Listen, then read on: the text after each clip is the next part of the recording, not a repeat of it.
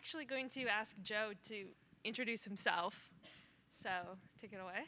Okay, hi everyone. My name is Joe Sullivan. I've been involved in cybersecurity since the 1990s. I, when I went to school, I did not go to school for cybersecurity. Um, I went to school to be a lawyer. And when I graduated from law school, I went to the U.S. Department of Justice. But I liked computers, and so I happened to be the only prosecutor who had a computer on his desk when they decided that somebody needed to focus on tech crime. And so I was asked, Joe, do you want to do tech cases? And I said, absolutely. And that was the start of a career. I was the first federal prosecutor in the United States that was focusing on high-tech cases full-time.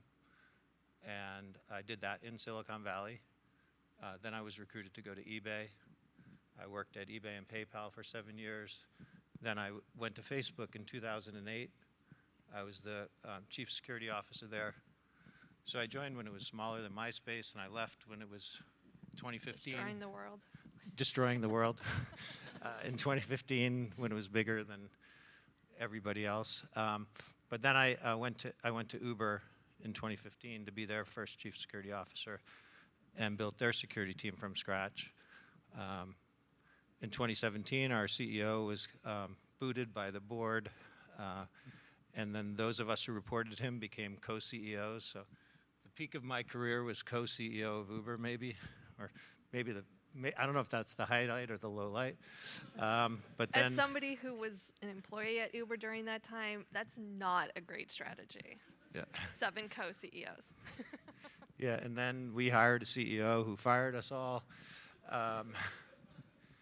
And in my case, he didn't just fire me, but he said that I did things that were wrong. I was able to land on my feet. I went and became the CSO at Cloudflare, another company, and then built their security team from scratch. So I've built security teams from 5 people to hundreds 3 times. I was prosecuted for what I did or didn't do at Uber, so I have a felony conviction for that. I run a nonprofit.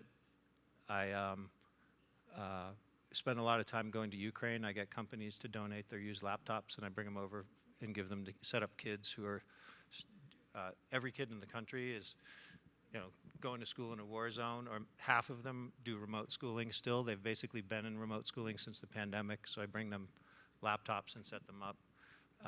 But I also do security consulting and advising, kind of about half-time. So that's my career in a nutshell. I am passionate about cybersecurity. I'm also passionate about diversity in cybersecurity.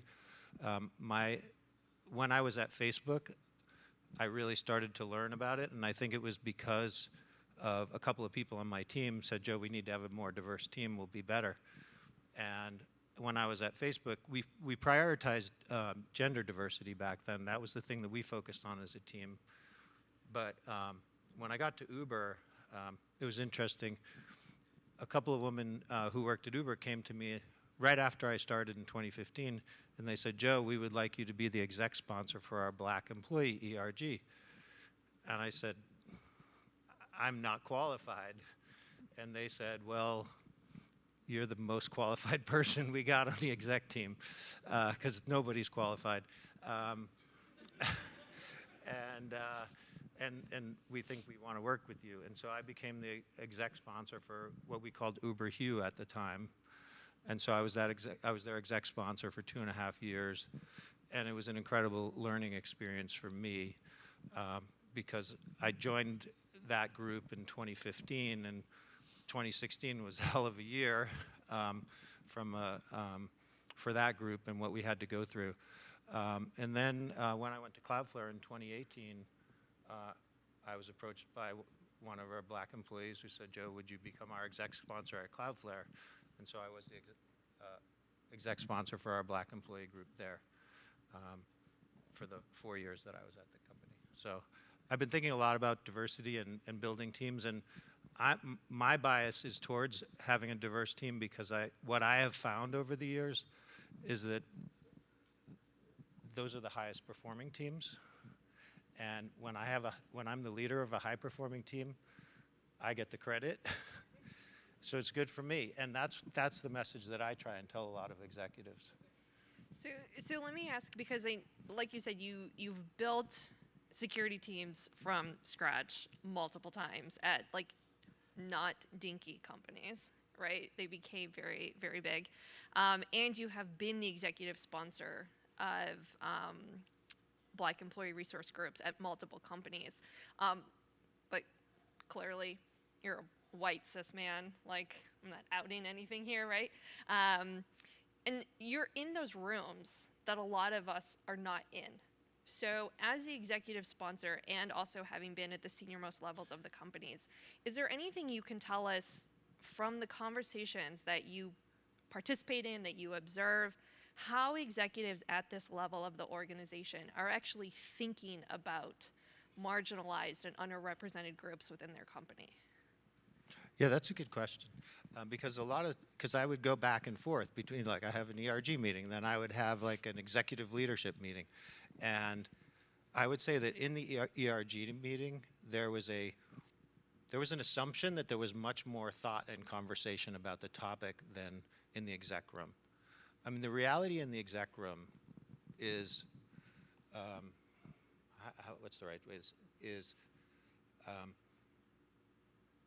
most of the people who are executives are incredibly selfish individuals.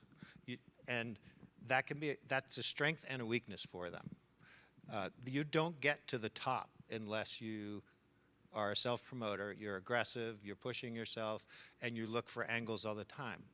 And so most of those people who are at that level, they're alpha males and alpha females. They're people who are looking for opportunities for themselves and for their teams. They actually, like, the saddest part about being on an exec team is you realize that most of them aren't there for the company, they're there for themselves. And the problem with that is that they're not thinking holistically about the employee base. They're thinking about their comp, their next raise, their next promotion, and they all want to be, like, CISOs are the worst executives because most CISOs didn't get into the job because they wanted to go to the top of some enterprise. If every other executive wants to be the CEO, CISOs don't even want to report to the CEO. And so it's like this weird, different situation that you could ask anybody in that exec room, are you biased for or against any group? They would say, definitely not biased. They'd say, oh, well, do you promote diversity? They would say, I definitely promote diversity. But at the end of the day, every decision that individual makes is economically motivated for themselves. That's why, like something I said a couple of minutes ago, where I always tell other leaders, you know that your team will perform better if it's more diverse, because I want them, like, Because otherwise they won't do it. because I want them to be self-motivated. I want them to think that being a champion of diversity is as good for you as it is for someone else, because that's what motivates them. So I want to switch gears a little bit and ask if there are any takeaways that we should be thinking about in situations like what happened recently with Google and their AI initiative, right? So I think for many people, Google is considered at least to be making like large investments in diversity. But their AI product was not on the list of things that needed to be evaluated through that lens. And as a result, they actually, there was a huge backlash on the product that actually affected their delivery timeline and their roadmap. So when you see things like that, like, what are the takeaways for the rest of us in terms of how a lack of diversity in a product roadmap actually has business impact? Yeah, well, first off, whenever I read something in the news about something that's happening inside a corporation, I always assume that it's not the full story. I mean, you've been there. Most of the time, the true story is more complicated than what gets into the media. And in that story, and in a lot of the stories lately, where it's almost like people see a story and then they turn it into an agenda. And we're on this negative wave right now where it's almost like a backlash against in Silicon Valley, there's a backlash against the programs promoting diversity inside the companies. And so some little glitch in the product can be used as a way to say, see, these programs are bad, when it probably had nothing to do with what actually happened behind the scenes in terms of the technology. I mean, we all have a lot of like blind spots because of our experience and our privilege and other things, and so we need other people who think differently, who look at the problem from a different vantage point, who have a different lived experience. I wanted to bring up something that was mentioned in this morning's panel with the millennial leaders. I'm an elder millennial myself. By the way, millennials are in their 40s now, okay? So if you're just complaining about young people, it's not us. Yeah, we complain about Gen Z now, not millennials. But so we heard in the panel this morning that a lot of these folks who are now in hiring positions, they're now managers, they're leaders, they're now making hiring decisions, they are looking to hire folks based on drive and passion and motivation and the ability to sit down and learn something new and be self-motivated rather than, solely relying on things like certifications or technical expertise. And I know this is something that you have seen in practice on your teams. And I'm curious if you can talk us through, from your vantage point, what does it look like for a team to actually do that? Like, practically speaking, how do you get hiring managers to do that? How do you get sourcers, recruiters, and your interview loop all aligned in order to hire in that way compared to just, sifting through resumes? Yeah, so I had thought about building a diverse team at Facebook, but the team was half built by the time I started thinking about it. And then at Uber, we were able to accomplish a lot on our teams, but I still felt like I wasn't quite there. Just so you know, I don't know if you realize this, but the team you built at Uber actually,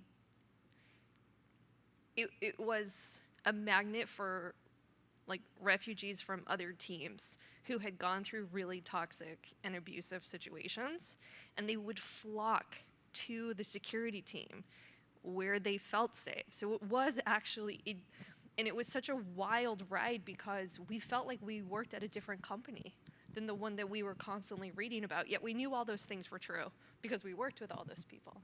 But it was very bizarre to just feel like we were isolated from the rest of the company. But your team was markedly different from the rest of the company. Yeah, but the thing I would say about, for me, the failing as a leader was that I was okay creating that environment for one team and not trying to create that for the whole company. And so when I went to Cloudflare in 2018, I inherited a security team that was tiny, just 4 or 5 people. And my chief of staff came from, she had been a team member at Uber, and she and I decided the day we started the team at Cloudflare, we're going to build a diverse team. And Matthew and Michelle, the co-founders at Cloudflare, are huge supporters of diversity, and we're happy with us doing that. And so in a 100% supportive environment, it was shocking how many obstacles I found. One was just everybody is just in a rush to hire. 2, a lot of the people who are doing the hiring only get 1 head. So if I got 7 head count, I'm giving them to 7 different managers, and each one of them is under pressure to hire someone right away. So I had to basically top-down kind of push on things and institute a bunch of requirements on my team. So the first thing we did was that I explained we are never hiring a person, we're always building a team. And I gave someone this analogy this morning off the top of my head, and it actually, I wish I'd thought of it before, which was if you're building a basketball team, do you just do you just sign up the tallest people? If you had 5 centers on the floor, are you going to win the game? No, because you can't get the ball across half court. And so you have to have a team of people with different skill sets and different capabilities, physically and mentally. And so I kept reinforcing to the team, we're building a team. And here's all the data, diverse teams are better. And so, because what I had found at Facebook and Uber was if you had a team that already had 5 white dude engineers, it was impossibly hard to get a diverse candidate to want to join that team because it was kind of like, well, I'm going to be by myself and these 5 people are going to go play StarCraft together. And that doesn't appeal to me as a place to work. And also when you do the interview loop, you're interviewing and you're sitting across from people and there's nobody on the other side who you can look at and say, can someone like us succeed here? And every candidate, that was one of the requirements that I put on my team at Cloudflare was like, you need to have someone that the candidate can look at and say, can someone like us succeed here? Even if you have to pull someone in from a different department to get us jump-started on this. Because that's what the candidate wants to know. And so we had to do a bunch of different things like that. I definitely pushed the boundaries of what our legal department would have been comfortable with. But since I was already under indictment, I felt safer. I was just kind of like... There are worse things than getting in trouble for doing the right thing. Yeah. But every hiring manager doesn't dedicate enough time to the hiring process because they're doing their day job. And they don't, there's no incentive to build a diverse team. There's an incentive to get the first person who's minimally qualified into that seat so that we can get our work done. And the data all shows that the diverse candidate is a lot less likely to raise their hand and put their resume in that initial pile. And so what I found was that I needed to get my managers to proactively, I would challenge them, how much time are you spending sourcing? Like at Cloudflare, every one of my managers had an account in LinkedIn Recruiter so that you could actually go in and proactively source on your own. And then I made them take a class in how to do sourcing as managers because the HR department and recruiting weren't doing that. We just came up with a million little tactical things that would kind of make it a lot easier for the person to do the right thing. Because it wasn't like they didn't want to do the right thing, it was just they weren't prepared or taught how to. So let's say you have a diverse pool of candidates now that you're taking through the interview process. How do you actually assess a candidate for that motivation and passion for security? Yeah, you mentioned in the prior question certifications. I mean, to a certain extent, certifications show some initiative, but when it comes to certifications, some companies and organizations really care about it, and others don't. And no organization that I've been a part of ever cared about certifications. I don't care about certifications. I don't have any certifications. I've never had any. I don't know what certifications anyone on my team ever had. I had people on my teams. I had direct reports at every company who didn't have a college degree, and I'm perfectly fine with that. So it's trying to look for the other motivations. When I think about motivations, I look at, and it's funny, one of the questions I used to ask this question, how do you spend your spare time as related to security? So I don't want to know everything you do on Saturday night, but sometimes on Saturday night when I'm home alone and I'm bored, I'll go do a bunch of security related stuff because it's my passion. And so I was trying to find people who had that level of passion. And then one day a woman said to me, Joe, every time you ask that question, I cringe because you think I'm really successful on your team, but I don't want to think about security after work.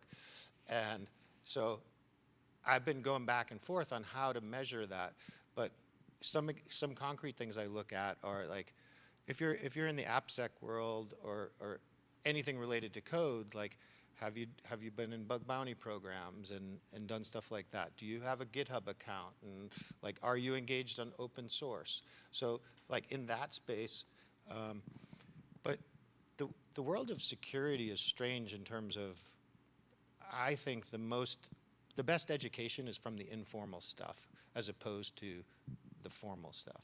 And so I do look for people who seek out and try and learn independently.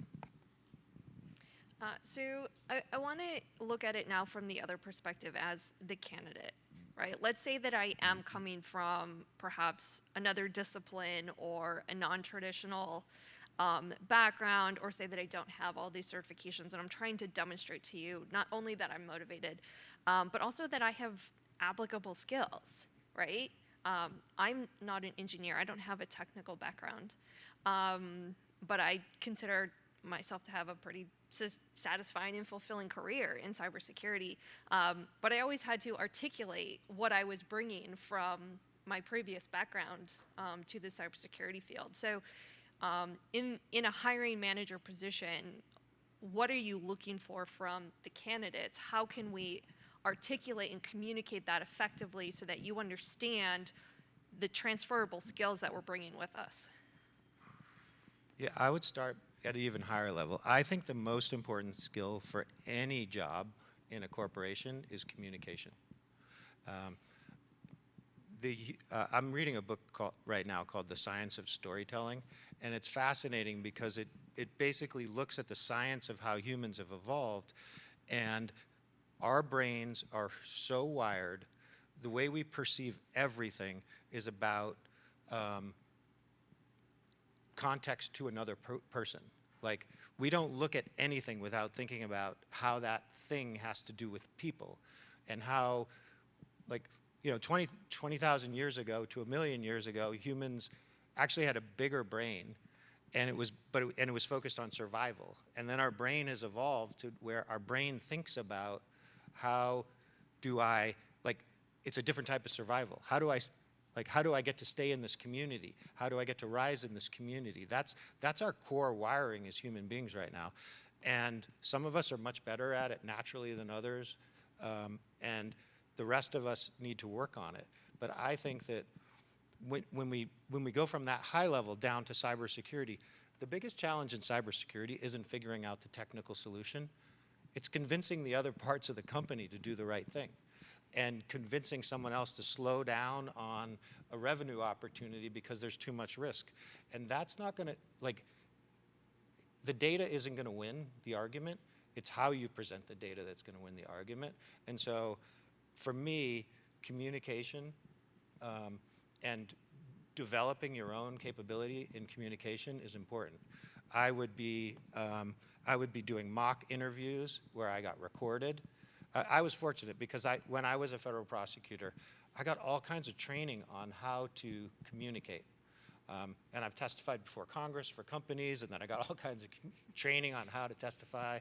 I've spoken at conferences and gotten all kinds of training on how to communicate, and I'm still terrible, but I'm a lot better than I was when I got the Shyest Boy Award in middle school.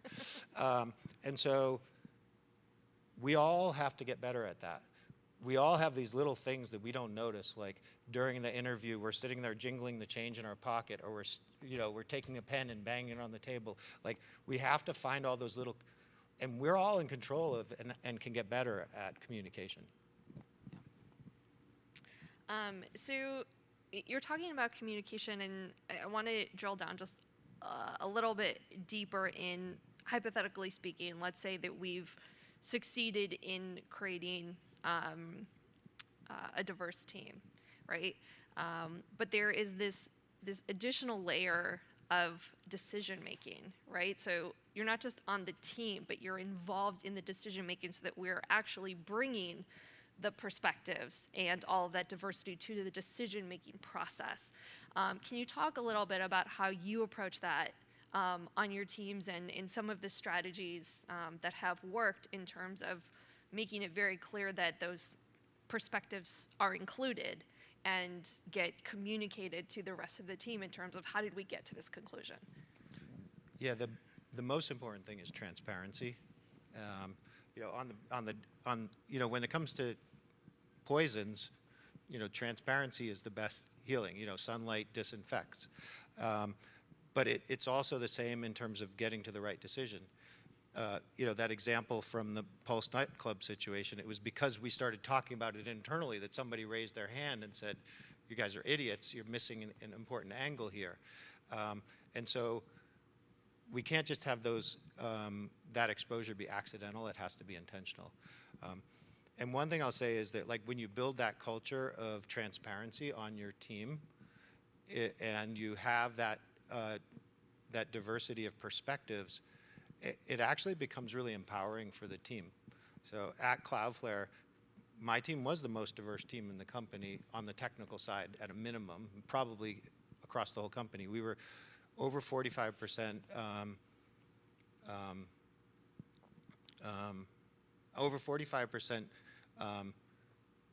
women and over 35% racial and ethnic minority. And so that was just like completely different from all the other engineering teams.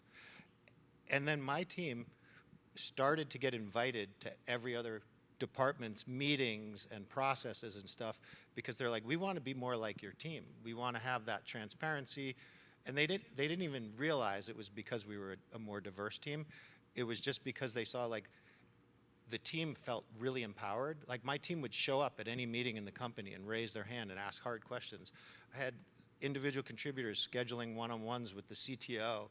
The CTO was like, no one on my team would ever schedule a one-on-one with me, and this person right out of college is asking for time. And I'm like, well, that's how we roll. And so really pushing that transparency, and it's uncomfortable for a lot of managers and leaders to expose their decision-making, but the more you expose it, the better the decision you're going to get, which will then make that manager look even better. And so again, it's another example of where helping someone see that something that feels uncomfortable actually helps you.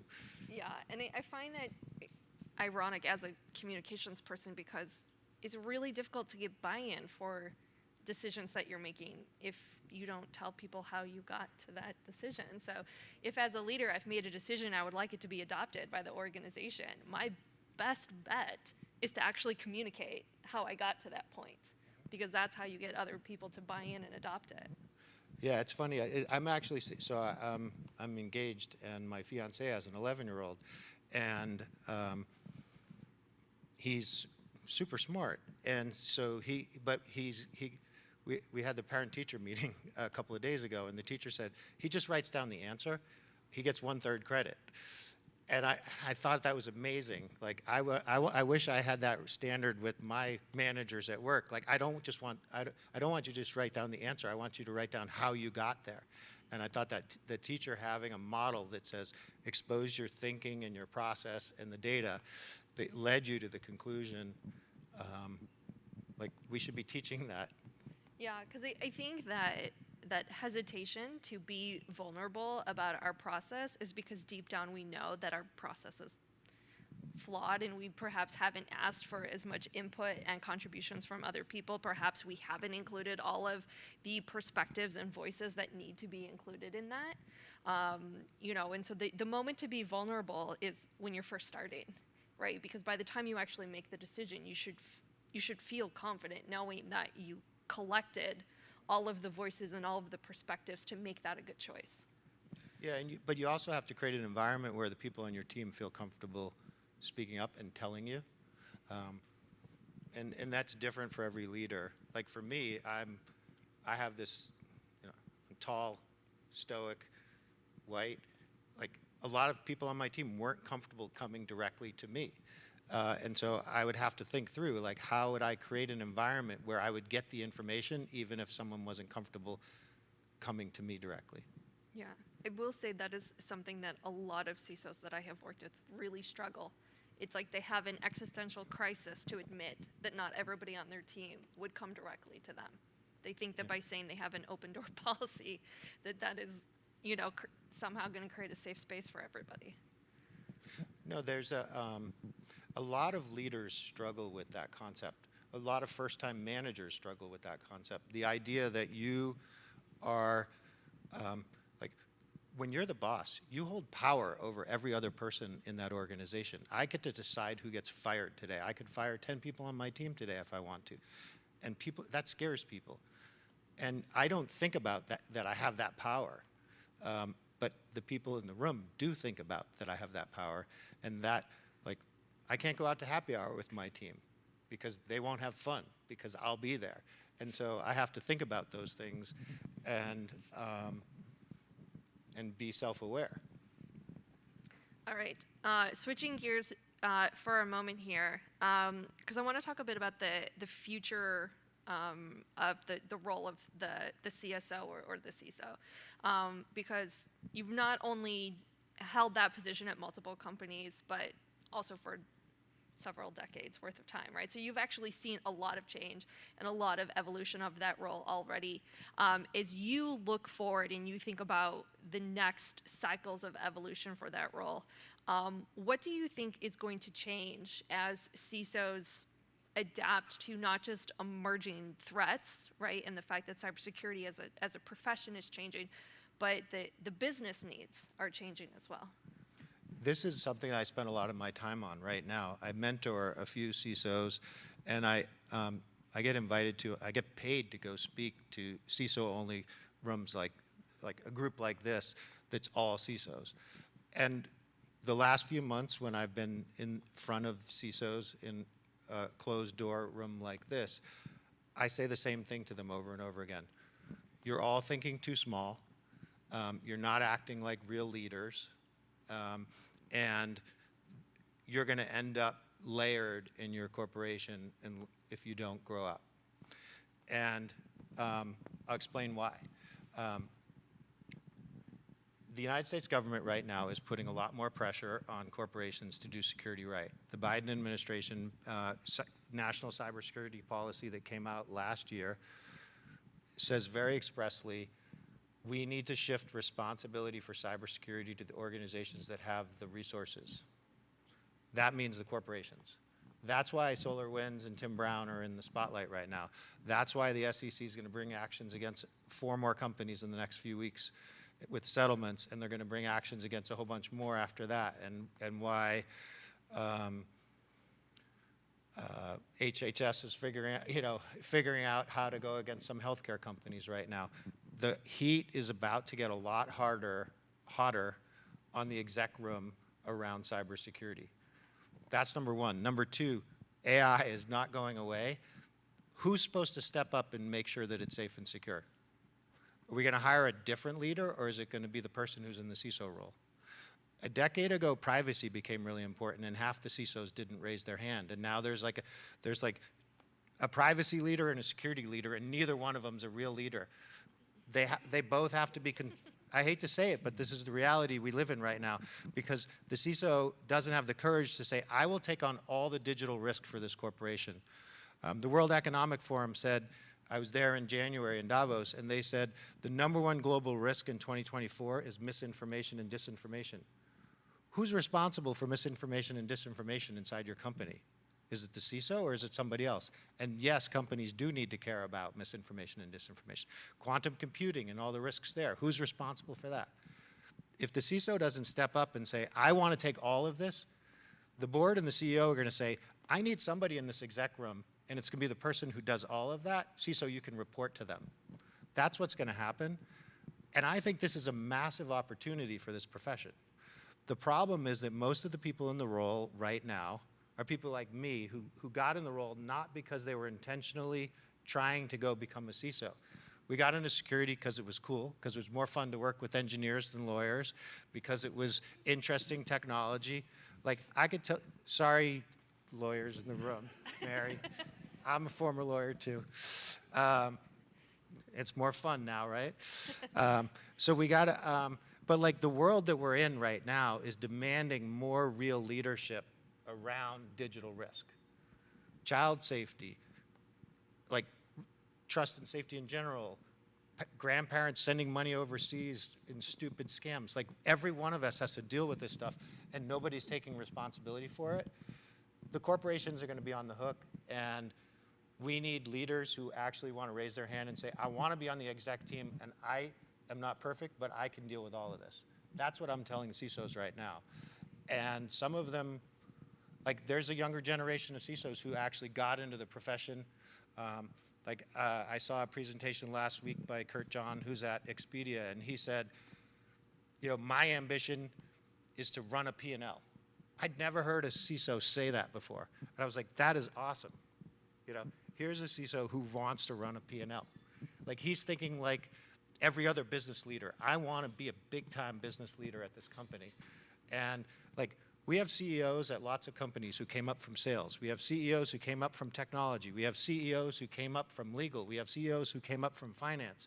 We don't have any CEOs who came up from security yet, because none of us have that ambition to get there. But the next generation needs to have that ambition to get there, because the opportunity is there. So for the folks who are part of that generation who want to become that type of CISO, right, to seize the opportunity, what skills do you think are important for them to be developing now in anticipation of taking that path? Yeah, I already said it's communication. Like, there's this debate in CISO. Like, I see this article written every 3 months by a CISO who wants to stay in the technical weeds. We need more technical CISOs. Yeah, sure. If you want to be the technical leader who's one level below the actual leader, we do need those technical leaders. There's hard technical problems that need to be solved. But we need somebody who wants to be in the exec room, who can communicate. And it's not easy to be in the exec room.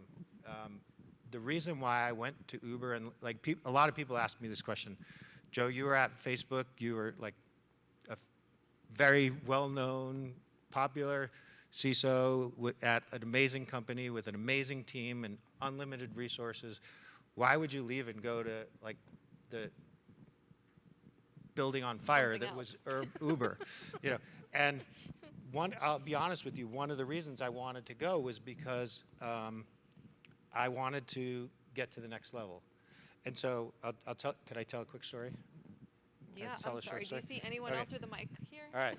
So the CTO of Uber came over to Facebook to meet with me because they were getting in trouble because Uber employees were looking at where people were going.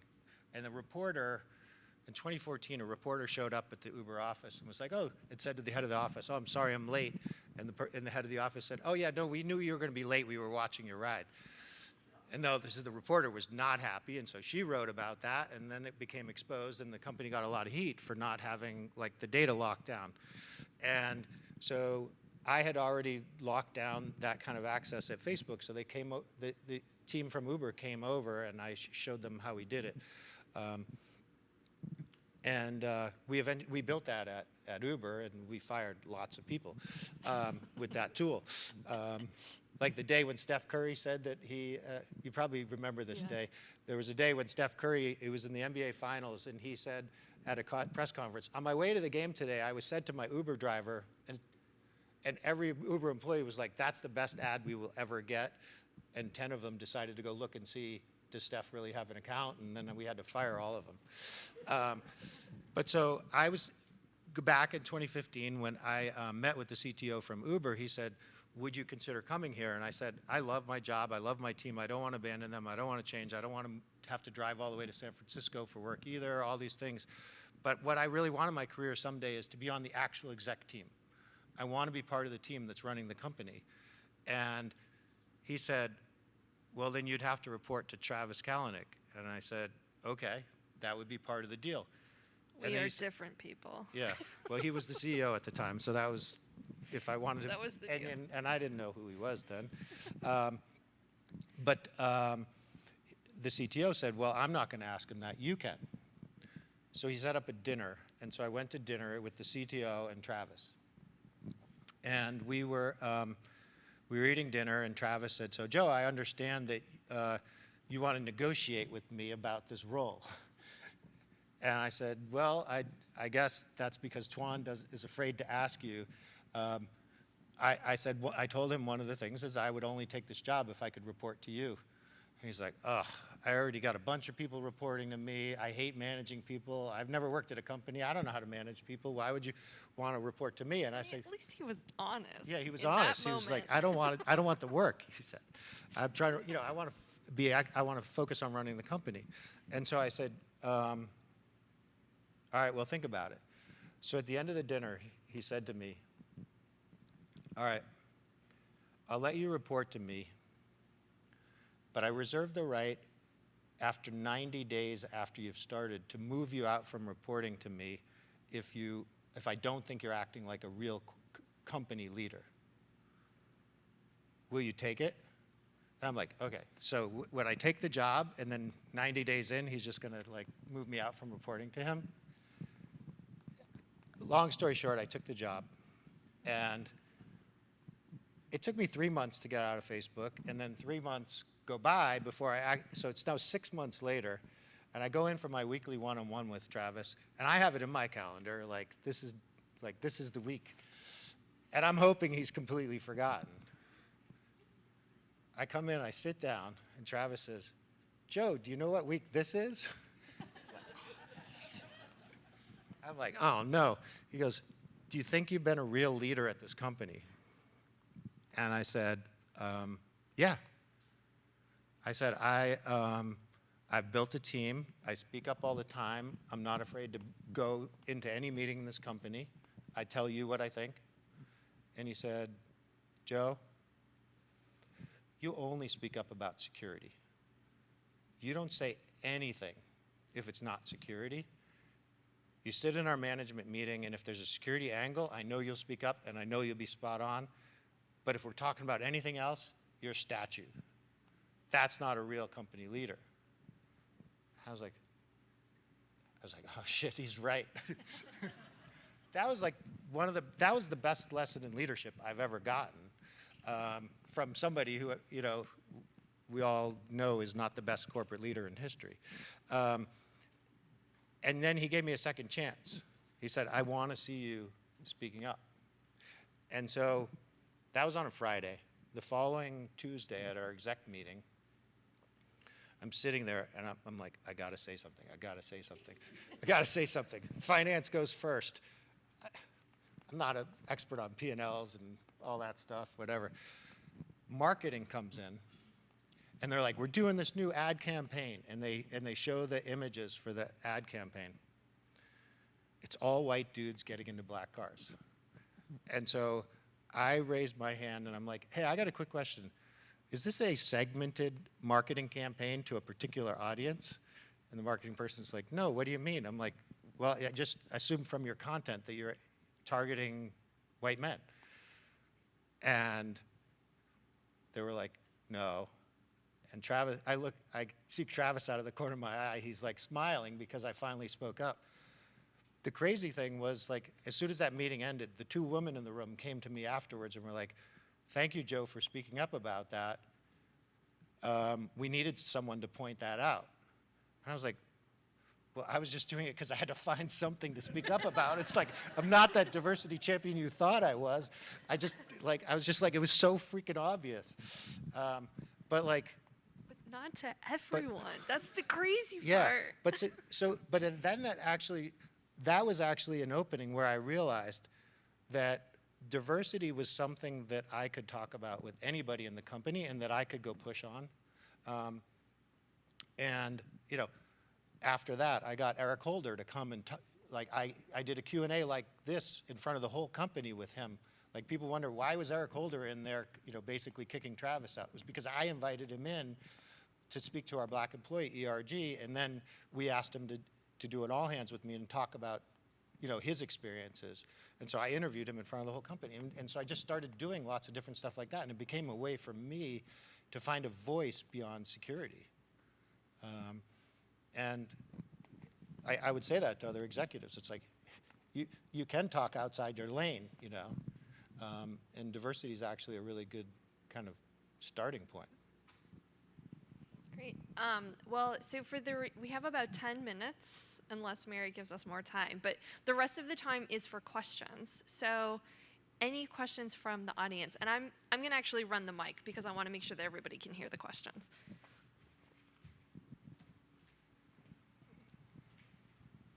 Okay, thanks for sharing all that with us, Joe. Earlier on, I think Melanie alluded to the microculture that you created that was different from the rest of the organization. And then you talked about how, later at Cloudflare, other teams, wanted to be like your team. I'm wondering, could you expand more on how a leader can influence the larger culture of the organization. So, beyond just, creating the right culture within their own team. Yeah, it's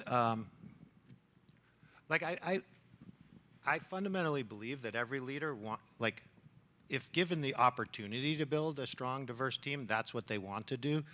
But they're just I hate to say it, but most executives are coin operated, right? Like we usually say that just about salespeople. They operate on commissions, but everybody operates on how does my team succeed? And so I think the most important thing is, one is getting the motivation, so educating them about the why, but then we also have to give them the very tactical how. And that's what I tried to do inside Cloudflare, was say, like, here are all the little tactical things that we did that added up to changing our pipeline, changing our interview processes. There are a lot of things that are done a certain way that there's no good reason for, that we just have to re-architect, and then they become, if you keep doing the same thing, you're going to get the same result. So you have to change it. And so you have to be very prescriptive and like, okay, we can't have job descriptions that call everyone in this role a ninja, because that's not appealing to some of our people. Like for our security team at Cloudflare, we decided we wanted to have a team logo, and it was a pink phoenix. And we had a whole debate and discussion on the team about what our logo should be. But before we did the logo, we had a conversation about like what are our values and identity as an organization. And we said, are we warriors? Do we care about warrior language, which is so common in cybersecurity? And we decided, no, our priority is to be first responders, nurses, and teachers. And so then we're like, okay, because that's what we do in security. We help people when they're hurt. We help prevent harm. We're not really, we're not shooting missiles. We're helping the people that got hit, or we're trying to prevent missiles from being used in the first place. And so we have to define ourselves differently. And then we take those values and we say, okay, are we asking the right questions in our interview process? Are we describing the roles the right way? And so for our team, it was to get that prescriptive and that intentional. Okay. Before I ask my question, just shameless plug, I would love to sit down with you and just talk about some things. So putting it out there. Yes. So here's my question then.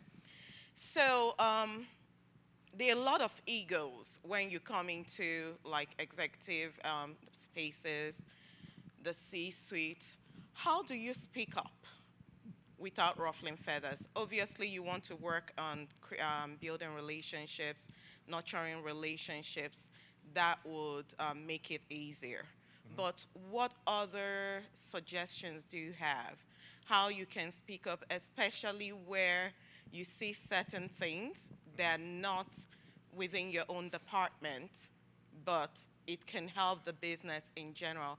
How can you speak up and so that people don't feel like you're crossing into their arena or trying to take over their department? Yeah. I had trouble doing this initially when I became an executive. So when I became an executive at Facebook, the company hired an exec coach for me. And a lot of times when the company hires an exec coach for you, you think this is like they're about to manage me out and this is their last ditch thing. And so, because our minds start racing with why are they telling me I need to have a coach? But this coach was amazing. And she said to me, she went in, she said, I want to interview the other executives to understand how you come across and how you fit in with the exec team. And I said, well, you're going to interview the other executives and they're going to say they don't know me because I spend all my time with my team because that's where I'm comfortable. And she said to me, an executive spends 50% of their time with other parts of the organization and only 50% running their team. And I was like, I'm 90-10. I spent all my time with my team. And then she dug in with me and she said, Joe, the 10% that you're out engaging with other executives, this is what you look like. You look like that character in Peanuts who has the cloud of dust and dirt over them. She said, whenever you go approach other executives, that's what they see. They see someone they want to run away from. Because you only go talk to the other executives for one of two reasons. To tell them they've been hacked, or to tell them to stop doing something that they want to do because it's too risky. And so she said, you can't have your only engagement with other executives be when you show up because you're unhappy with what they're doing. And so I had to, like, it took me years to figure out, how do I build relationships with the other executives? Because I would look at, like, the CFO and be like, that person's so busy. They're so powerful. They're so important. They don't have time for me. Why should I, like, if I put time on their calendar, they're going to be annoyed at me. Like, just the fact that they get a calendar invite from me. Like, that was my chatter in my head. And but she said I had no choice. So I started doing it. And then I would show up for the meeting with no agenda. And they, and they're really busy. And so what I started doing was saying, how can I help you? Like, I didn't know if I had the I assumed I didn't have the capability to help them in any way. But it turns out the security team has the broadest visibility across the whole company of any team. Like, we know someone on every team in the company. We know where the data is on every team in the company. We know the tech stack of every part of the company. Nobody else does. We actually have, like, a whole bunch of tools that we don't use for building relationships. And so as soon as I started showing up with other executives and saying, how can I help you? I started building relationships where they would come to me and I would help them. So then when I needed something, I didn't appear as that Peanuts character anymore.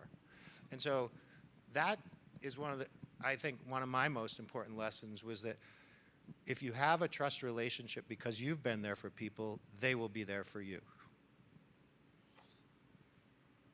And executives are people. Hi, Joe. My name is Tylisa Shields. I actually met you a few years ago at an Uber Black History Month event. So thank you for being bold enough to be their executive sponsor. It was great. But my question is, how challenging was it to transition from corporate to entrepreneurship? Yeah, well, it's a hard one because I can't work in a company as a security executive because I have a felony conviction, but I also am really happy with the things I'm doing right now, and I wouldn't go back and change it. And so sometimes we just need a kick in the butt to do things that and sometimes it's family and friends that push us and support us,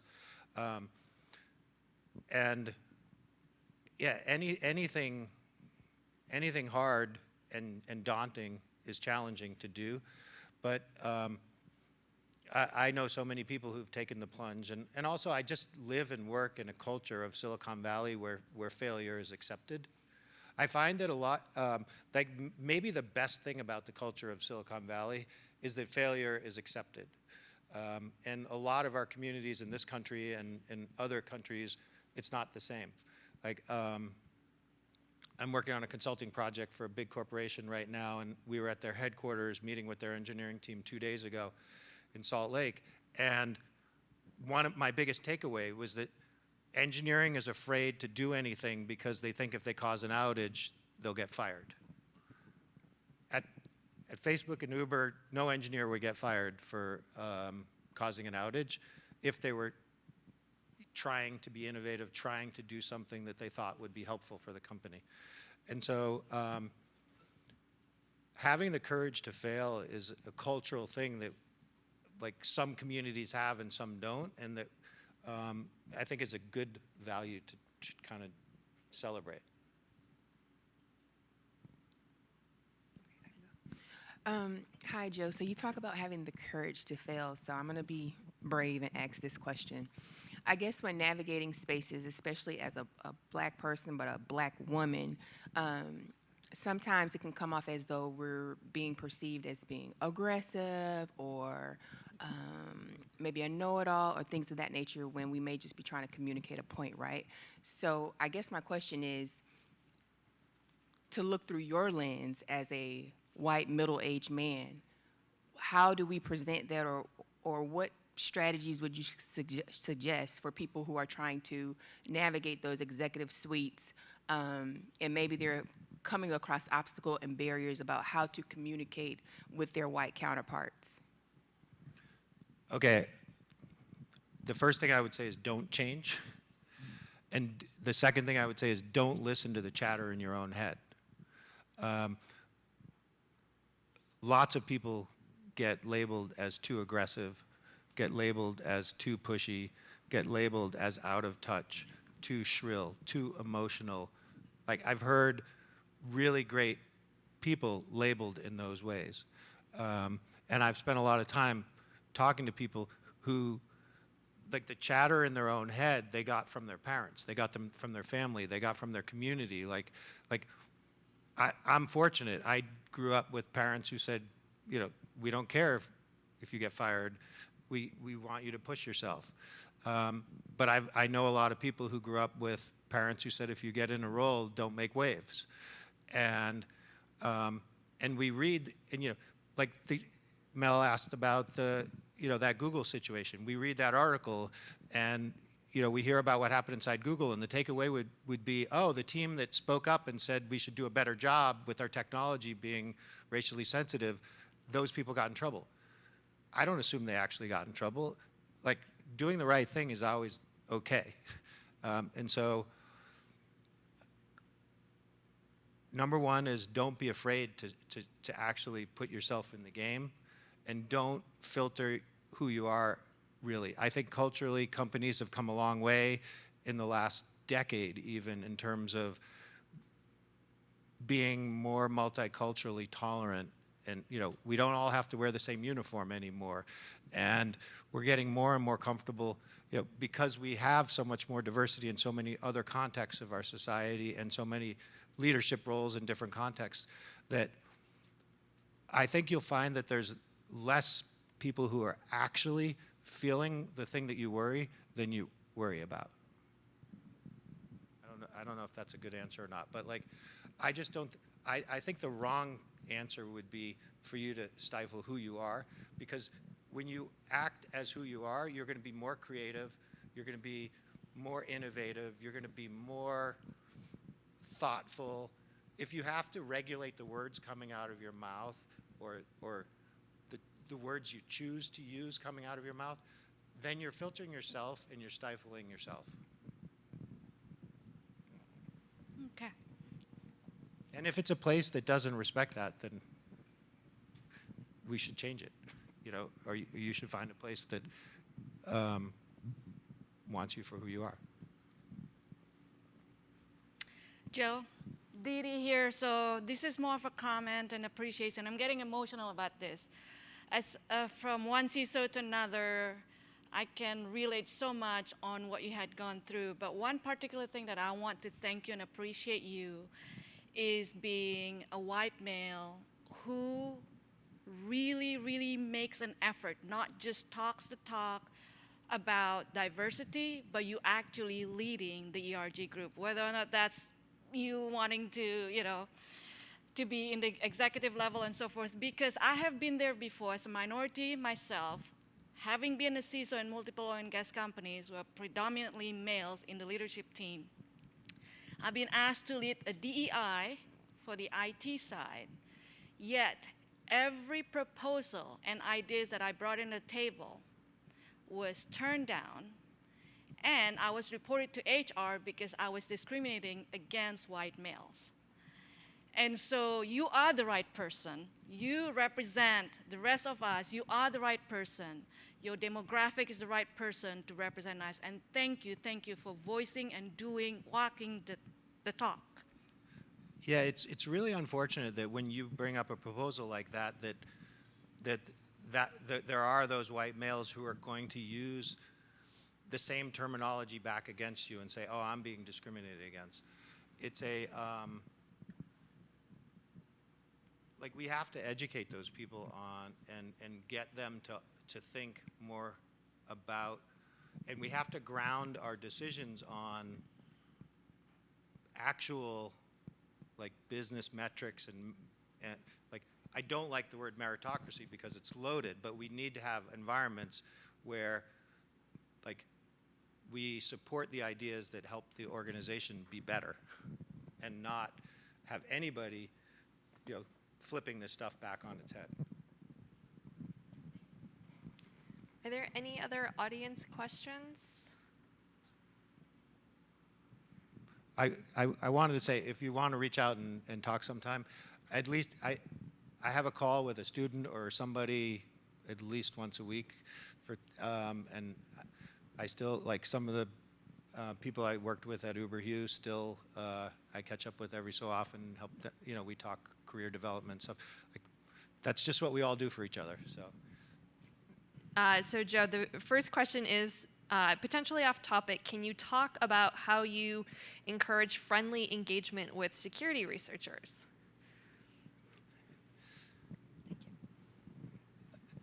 Yeah, so I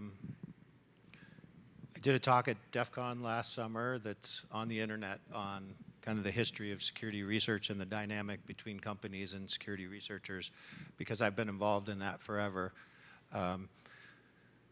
I think that it's a no-brainer for corporations to have bug bounty programs and to be positive in their engagement with researchers, because it's another economically sensible thing to do. Like, as someone who's had security budgets for decades, I could hire a pen testing firm, pay them $100,000, and they will find 2 mediums and 1 to 4 smalls. Guaranteed. I've seen the report every time, and that's what I get for 100 grand. Or I could put it in a bug bounty program, and I will only have to spend a penny when somebody finds something meaningful. So you're paying for actual vulnerabilities. So economically, it makes massive sense for every corporation to have it, and that's why we're seeing these programs grow. That's why the U.S. government has them now. That's why, but they're complex, and a lot of CISOs are afraid of them because of cases like mine. That's why I did the talk last year, because I just wanted to like blast through that and get less people afraid of them. Yeah, and I would recommend that folks check out that talk, because I think a lot of the fear in the industry surrounding the bug bounties programs, because of Joe's case, like as he said, things that get reported in the news are only part of the story, but there was actually a lot of really good information that came out in the trial that Joe talks about in his talk, that if you're at an organization that is worried about bug bounties because of this case, bring them the actual information from the trial. The bug bounty team is actually exonerated by the judge, so it ends well. And the last question is, do you have a quote that you live by? I don't have a quote, but I have a philosophy. Like, a lot of people say, what's your career advice? And how did you end up in these awesome jobs? My philosophy is, if you like what you're doing, you do it better, and everybody else notices. It's this simple. Like, if you're doing something all day long and you don't enjoy it, the second you can get up, you stop. If you love doing it, the day goes by in 2 seconds, and you keep working all night long sometimes. And so I always try and put myself in jobs where I feel like that. And if I don't feel like that, I start looking for that. Awesome. Any other questions from folks? All right, great. Well, Joe, thank you so much for spending time with us and for sharing your insights.